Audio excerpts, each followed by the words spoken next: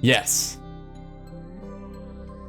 Okay, but seriously, I recently finished playing through Fantasian Neo Dimension, and it left such an impact on me. I wanted to talk about it, and I wanted to honestly sing this game's praises. If you're completely unaware of what the game is, Fantasian is a game made by the original creator of Final Fantasy, Hironobu Sakaguchi, and the soundtrack is done by Final Fantasy composer Nobuo Uematsu. They worked together on this project. It was initially a game, just Fantasian, released on the Apple Arcade, and it was trapped in jail over there for years. Neo Dimension is the re-release of the game, upscaled, whatnot, and ported to consoles. So I played the game on the PS5. It plays fantastic. It does not just feel like, you know, a phone game moved over to a console. So Fantasian is a traditional JRPG type game, very turn-based, but one of its biggest draws is its unique battle system. The battle system allows you to, depending on what skills you're using, it's very spatial. Think Chrono Trigger, right? Where you can change where, you know, you can use combo abilities to do like X strike or hit certain enemies. But at this, you actually have like a targeter, a little line, and you can bend that line into curves or left and right by pulling left or right, and thus it gives you a lot of options to be able to hit multiple lines of enemies depending on the patterns that they're in, whether you're using a spell, maybe a normal sword attack is just a straight line, but some of them are piercing, so they'll go in a straight line through enemies in a line. So it's a very unique battle system that honestly never gets old. Like, sitting there and trying to like map out your, like, I'm sitting there like doing calculus, trying to like figure out the exact perfect spot and angle to maximize how many enemies I get in my attack, and you get just the right curve or just the right AoE, and it is so satisfying every time. Going on top of that, like I said, you get to customize kind of how you attack in the game, and it gives you a lot of freedom to do so in the layouts of the battles. How enemies are very spread or contained. They're all over the place. They're not just 3 enemies in a line in front of you. It could be 10 enemies in a pile in front of you, and it makes your AoEs feel really powerful. They also have certain battles throughout the game that are like giant mob fights where it's like, you know, you're fighting like 100 enemies at once. And it's real, well, it's like 100 enemies, but it's like when you kill 20 of them, 20 more spawn in, but there may be only like 20 or 30 on the screen at a time. Think like, I like to think like if you're familiar with like the 1,000 Heartless battle in Kingdom Hearts 2, kind of similar to that. But again, if you get like cool AoE party members and stuff, it feels so cool. It kind of has the same battle system as like Final Fantasy X, where you have a timeline and you can see when people are going. You can hot swap characters without losing your turn, which I love that. I love that a lot. It lets you really, like, I used every part. I went in being like, oh, this sucks. Like, there's a lot of people I like in this party, but I'm gonna be stuck with just 3. No, I used every party member all the time. Like, the game really promotes you swapping party members in and out. Everybody has their own unique like advantages in the fight, because you get to build your characters with like a Final Fantasy X sphere grid like leveling system, which allows for some really cool customization, but there's also some unique skills that certain characters get, which kind of lets you be like, all right, I need so and so for healing. I need so and so for defense. I need so and so because I need to do fire damage right now. So it's very cool how it just lets you do that. Along with battle stuff, one of the things I love about the game is how the game handles random encounters.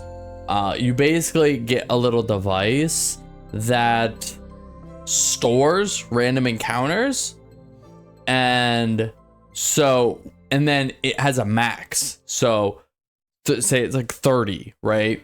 And so it'll just store enemies in this little device, and once it passes 30, then you have to fight them, and you fight all 30 at once.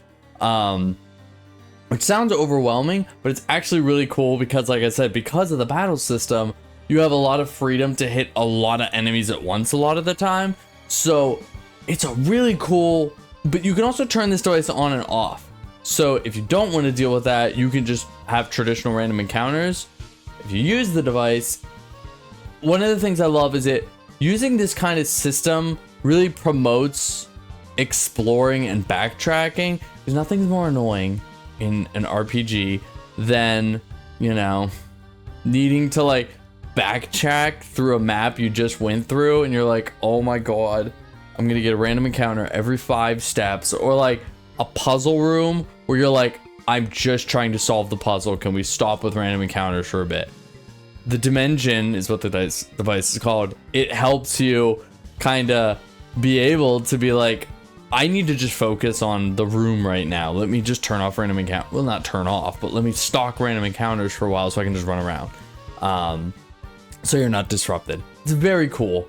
So I love that. In terms of like the story, and I will get into spoilers. I will let you know when I want to talk about spoilers. For those that have played the game before and want to hear my full take on the game, I'll let you know when I really start getting into spoilers. But story was phenomenal. I love it so much. I highly recommend it, especially like if you are a fan of old school RPGs, old school Final Fantasies specifically, and like you yearn for like a really cool, unique story like some of the older Final Fantasies, the Golden Age. I'm telling you, this game's for you. It's so cool. I loved the diversity of the party.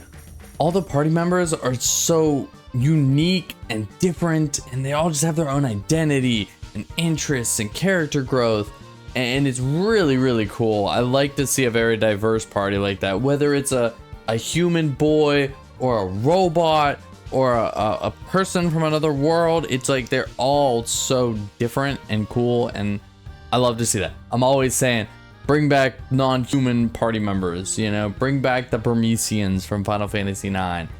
Even just having a robot on the party is like, that's different. I like that.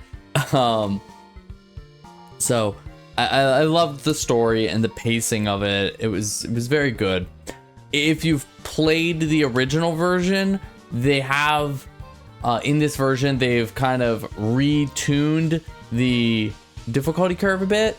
So it, as I've heard, the original like had a crazy difficulty spike halfway through. That's not the case anymore. They kind of rounded that out a lot better. So from those that I've talked to that have watched me play it, they've said that it seemed a lot more fair. As for the music, Uematsu does not miss, okay? He's still got it. It is such a fantastic soundtrack. And it was really cool that you can also in the game, like, you can have it play other Final Fantasy battle themes, which I thought was super cool. So, like, you want Final Fantasy 16's Find the Flame for a fight, go for it. You can do that. That was just a cool, neat little touch that they threw in there. But yeah, the other thing about the game that I forgot to mention is, like, if you've never seen the game before, all of the, like, models and backdrops and stuff were all, like, handcrafted little dioramas and models and stuff. And they're so detailed. It is so cool to run around this game to run around this world that was literally handcrafted by humans. It's so fun just like walking past something where you're like, whoa, how did they make that? You know, overall, you know, I think my final like sit down, like if I were to give a rating to the game, is I think I'd give it like an 8.5 out of 10. It was like more like a 9.5 to me. Some end game stuff, just like gameplay choices kind of like knocked it down for me, but I'm not, you know, I'll get into those in a second in the spoilery section. But I still would say play this game. Don't sleep on this game. It's a shame that it came out on the Apple Arcade first and was stuck over there, because even myself, that was one of those games that's like, I would love to play that one day. Not on Apple Arcade though. And then I forgot about it. And then I think it was like a Nintendo Direct or something last year. They showed it and I was like, I forgot about that. And I was so excited to finally get to play it. I jumped on that the day it came out, and then it took me forever to finish it because I took my sweet time. But I enjoyed every minute of playing it. I felt so incentivized to go explore the world, see more character stories, just do all the side stuff I could, just give me all the side stuff. Now I'm probably going to get into some of the more specifics of how I felt about the story and the gameplay and those sorts of things. So here is your spoiler warning. If you haven't played the game before, you've heard my opinion. All I have to say is when you're done, when you click off this video, go check out the game. I highly recommend it. Don't sleep on it. Okay, so now that we have passed the point of no return on spoilers, I really enjoyed the story. I really enjoyed the pacing of it. I liked, you know, I liked the twist of it, how you think that Vam is the villain, Vam is not the villain, Jas is the villain, and I really like the way that Jas kind of developed over time. He kind of like it developed as like a huge spike, because like for 90% of the time you know about Jas, he's just a guy trying to end the world, and then at the end you kind of just like, oh, here we go with the lore. But it was really cool that, you know, he had this like desire to, that he craved power, but then that, you know, in trying to gain more power, it backfired, and his weakness made him not be able to control said power and hurt someone he loved. Bringing that person back didn't work, so then he kind of just wanted to return everything to nothing, because he lost it in his regret over losing Yim and being too weak to save Yim or bring Yim back. Just led him on this chase of more power, only for the end and him wanting to, you know, return to perfection and order and no chaos and emotions, and only for the end for the team to be like, you know, everything you're doing, your motivations, that's chaos, that's emotions, you're just, it's funny, I would say, it's like, it's just like it. I feel like a lot of games try to do this sometimes, where it's like villain tries to become God or villain is God, and then they're like, you're only human. I don't know, this just felt like a very impactful, like you believe it, like you're like, yeah, he really is no more than just human inside, and it was very cool. So my only complaints about the game is the final dungeon. Like there's a spot where you split up into 3 parties between the machine realm, the chaos realm, and the human realm, and you have to like solve the puzzle. That dungeon was ass. That was one of the worst times I had in the game. Because the dimension was not working, you have to solve this puzzle, but there's an encounter every 2 steps. Those encounters are giving you almost 0 experience.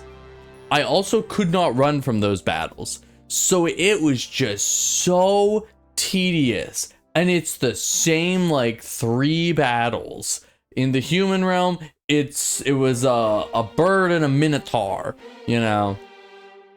In the chaos realm, it was the little chaos cackle or whatever, and the 4 little chaos birds around it. They were the same battles, and you did like just every 3 steps. And then one of the pieces you need to complete the puzzle is like hidden behind a wall in the human realm, but you're so de-incentivized to go searching because you're like, I'm trying to take as few steps as possible because I don't want 85 more battles to happen. And it was like a 10-minute puzzle that took like over an hour to complete, because it was the one time in the game that felt like obvious like slow down filler. I was like, this does not need to be like this. Minor complaint, but I have to say it, is like the boss fights in those areas and then the boss fight following, they have a unique battle theme to them. It was really cool the first time. It was a battle theme the second time.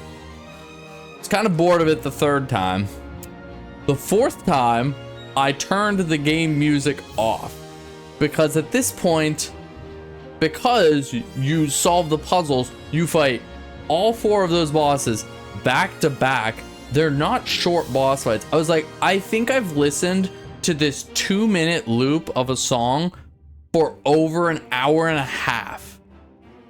It was just like, because it was used on 4 fights back to back to back to back that weren't trivial, it got so tiring. And it was the only time where I was like, this is getting a little annoying.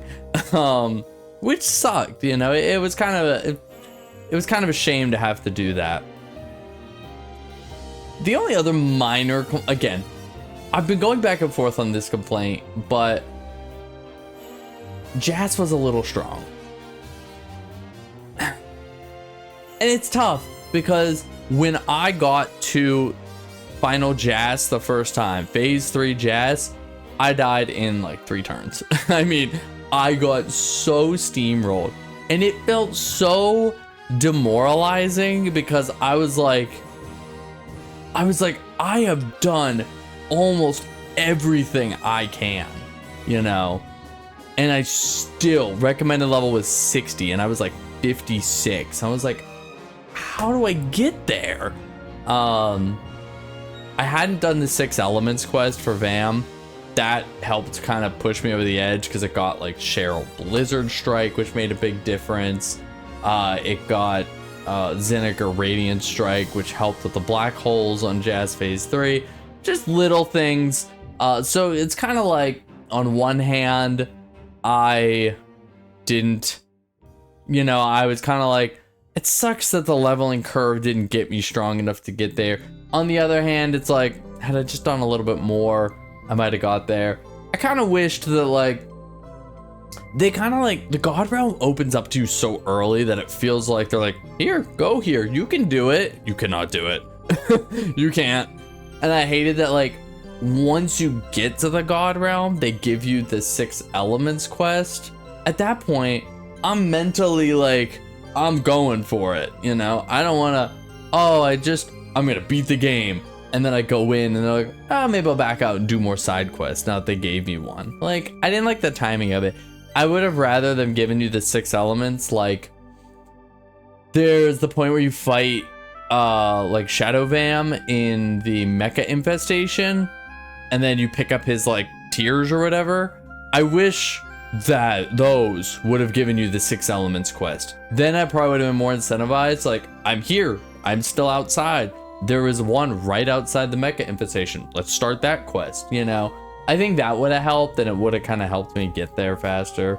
But those are all the complaints. And like I said, it all is contained in the last like 2 hours. So like, it's nothing I'd tell someone like, yeah, I don't know about this game for. I would just tell somebody like, hey, just maybe do everything you possibly can and backtrack when the 6 elements quest unlocks.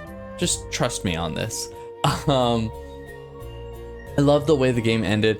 Again, the sound, like the final like after you beat like the black hole, the return to zero Jas, and he's just a little crystal and you fight one by one with each party member.